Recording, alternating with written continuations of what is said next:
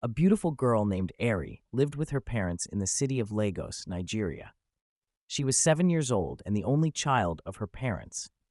Mrs. Amara and Mr. Obi always took care of her. Eri was a very cheerful and lively girl, but everything changed when she turned 8. It was then that the worst nightmare happened to her. One night, when Eri was using a children's tablet in her room, her father came into her room. The father said to her, "Eri, I want to make you happy. Lie down and open your legs," he said. Ari was confused, but she did exactly as her father said. After all, she trusted her father. She was a little, innocent girl who could not even imagine what was going to happen. Her father slowly took off her little pants and started getting intimate with her. Ari could not understand what was really happening. "Just keep quiet, it will be over soon," Ari's father said, and continued his wicked work. When he finished, he threatened her not to tell anyone what happened between them, not even her mother, or else she would die immediately.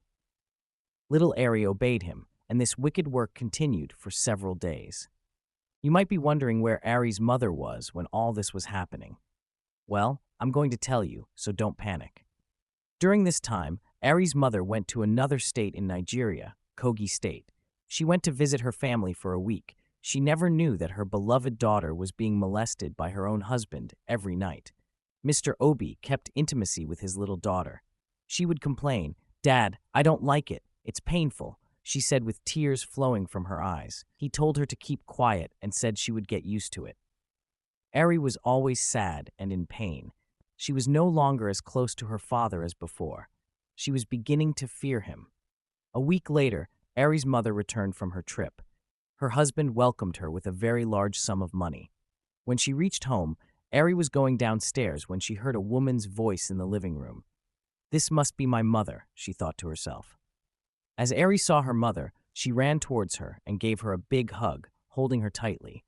Little Ari grabbed her mother immediately and did not want to let go. She missed her mother very much.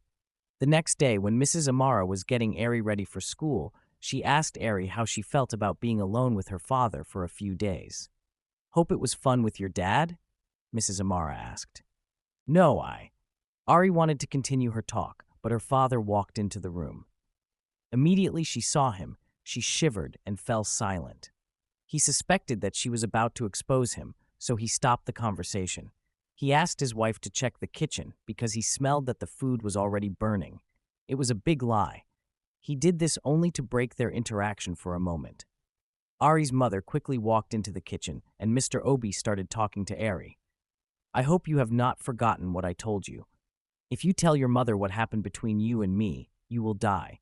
Have I made myself clear?" he said angrily.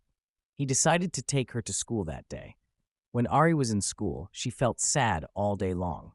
She was no longer happy. She was quiet and lonely in the classroom. A few hours later, the school closed, and this time, Ari's mother came to pick her up from school. When they were in the car driving home, Ari tried to tell her mother what really happened between her and her father. "It's about Dad," Ari said in a low voice. "Well, what about your dad?" Ari was about to tell her story when her mother's phone rang, and she had a long conversation until they got home. Little Ari once again missed the opportunity to tell her story. As soon as Ari reached home, she went to her room to change her school uniform and watch some cartoons. Hours later, she went to her mother's room to see if she was no longer on her phone. As soon as Ari entered the room, she saw her mother using the laptop. "Not now, Ari. I am very busy right now. Go to your room and play. As you can see, I am working," Ari's mother said.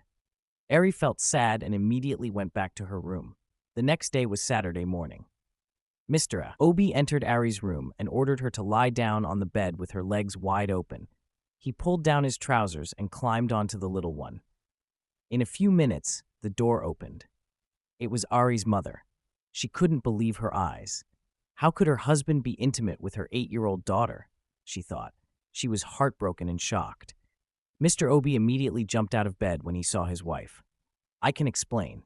It's not what you are thinking," he said. A few minutes later, Mr. Obi was arrested. He bowed his head in shame as he was escorted out of the house by the police.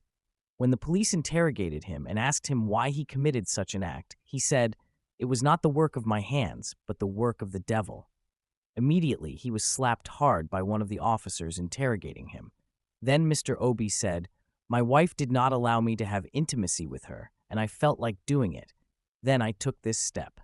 His wife, Mrs. Amara, worked with Ari to make him cry harder. Since her father left, Ari was sent to a child abuse foundation to help her recover from the trauma she faced while growing up.